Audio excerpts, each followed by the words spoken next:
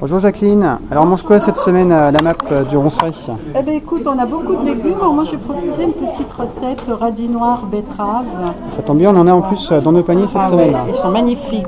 Donc on part sur un radis noir râpé, cru. Une betterave cuite que l'on va mixer avec du fromage frais de brebis, de chèvre comme vous voulez, et puis du thon.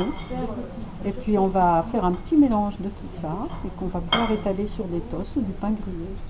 Parfait. Voilà. C'est très sympa.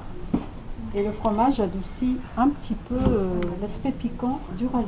Voilà, et c'est un petit peu moins piquant d'ailleurs dès qu'on vient de le mixer. C'est vrai que si on le laisse reposer un petit peu, ce sera un petit peu plus piquant le lendemain. Oui, faut le faire frais. Alors on a des beaux potimarrons.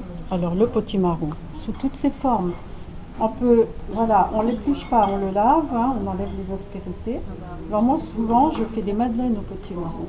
Voilà, le potimarron passé à la vapeur. On peut le couper en cubes et le faire sauter avec de l'ail et du persil si on est pressé.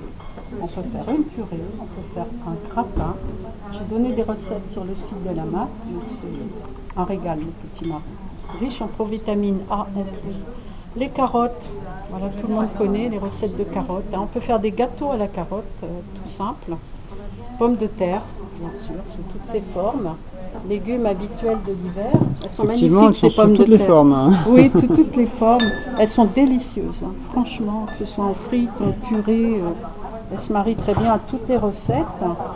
Les betteraves qu'on a là, on peut aussi les faire à la vapeur. Les betteraves, hein, c'est un légume qu'on peut manger autrement que râpé. Et c'est vraiment bon pour la santé. Alors là, on est dans le poireau. Le panais. Alors j'ai une petite recette pour le panais. C'est un velouté de panais aux lentilles, corail et carottes avec une pointe de rasé la noute et du bouillon de légumes. C'est excellent. On fait revenir les oignons, les légumes en cubes et puis on mixe le tout à la fin, après la cuisson. Puis une petite recette pour le chou pour changer. On fait revenir un oignon dans l'huile d'olive. On met son chou qu'on a émincé. Hein. Voilà, on l'émince, on enlève la partie un peu dure. Et puis on rajoute une boîte de tomates entières. Voilà, il y en a à Biocoop notamment.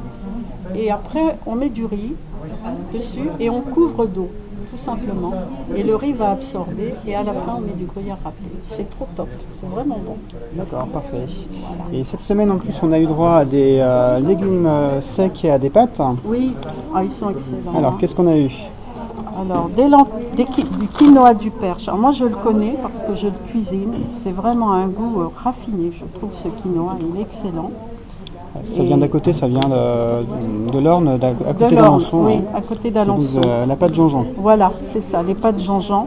Alors, on peut dire que l'avantage, c'est qu'on peut les acheter en direct. Donc, déjà, le prix est intéressant.